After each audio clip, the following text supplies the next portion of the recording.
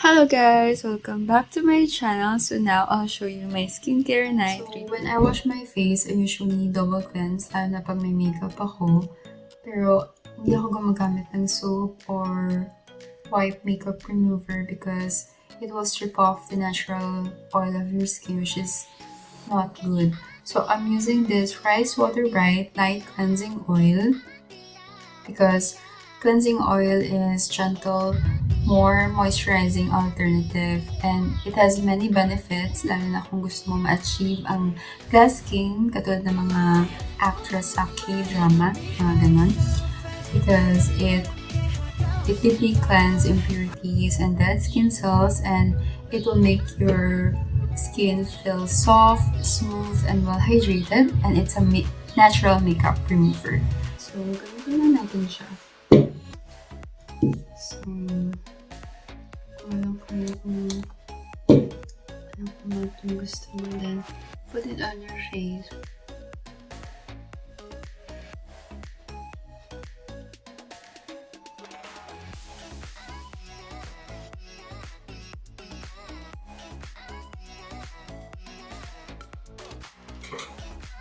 So, ayan, nagmamelt na yung makeup ko.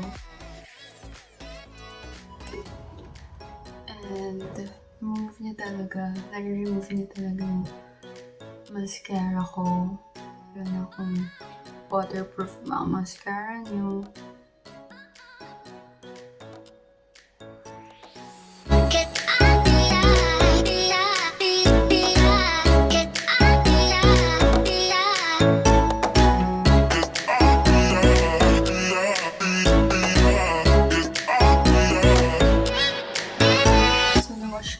Face ko. So now, we're gonna use a foaming cleanser. Ganun din siya, Rice Water Bright. Din yung foaming cleanser ko. So, turn natin. And so, kalimutan ko maglagay nito.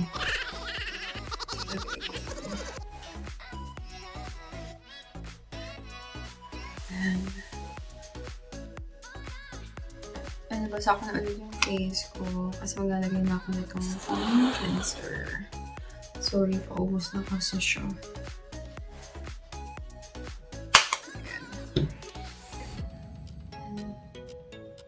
So just gently rub it on your face.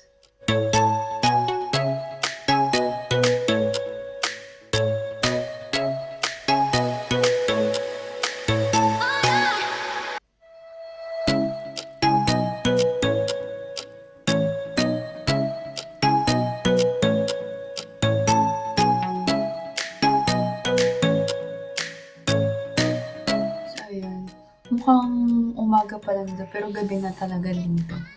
Sa summer, so kaya ganyan.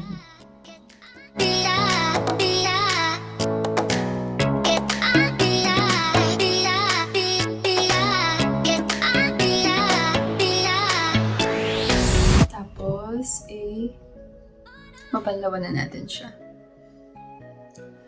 Ayan, nabanlawan na. So, let's just try this again. So, pat-pat lang.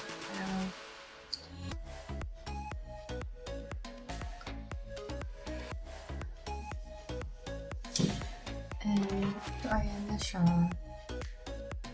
So, very soft and smooth talaga, lalo na pag double cleanse ka.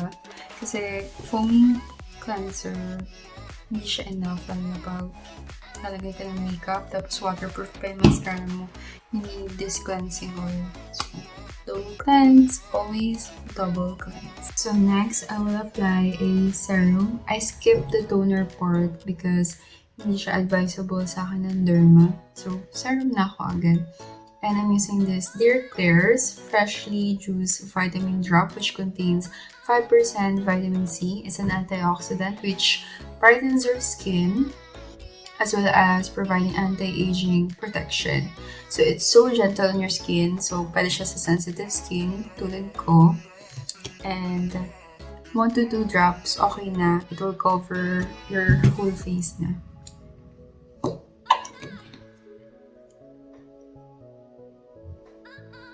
2 drops lang. Yan.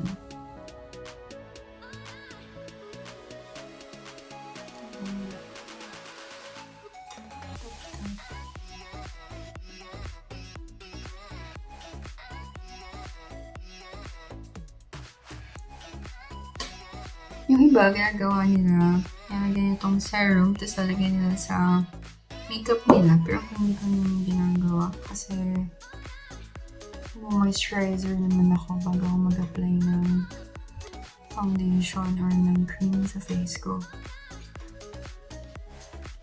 And next is, we'll apply my Laneige sleeping mask. So, naka-box pa siya kasi naubos na yung Laneige ko before. So, I bought this sa Incheon Airport. Nag-layover kami sa Korea for it. 입국 전에 이용할 수 있는 시설들을 알려드릴게요. How was your flight? I am a bit bored because I am only ever inside. Which is worth it. Sulit. Sulit ko din ang banana milk. So, ganda yung packaging niya. Marami din siyang laman. Yung Laneige water sleeping mask and nabili ko yung 100 ml. Para mas marami. So, marami siyang laman.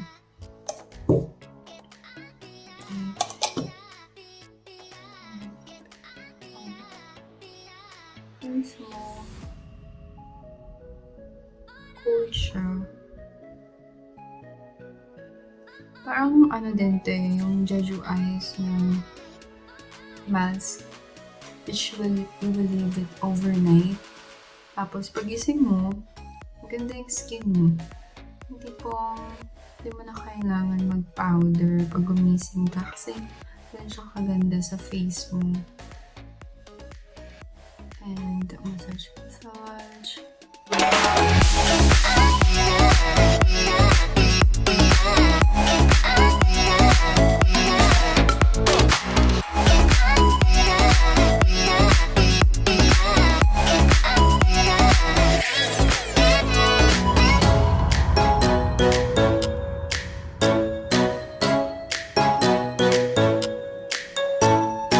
And there you have it. This is my skincare routine every night. Hope you like it!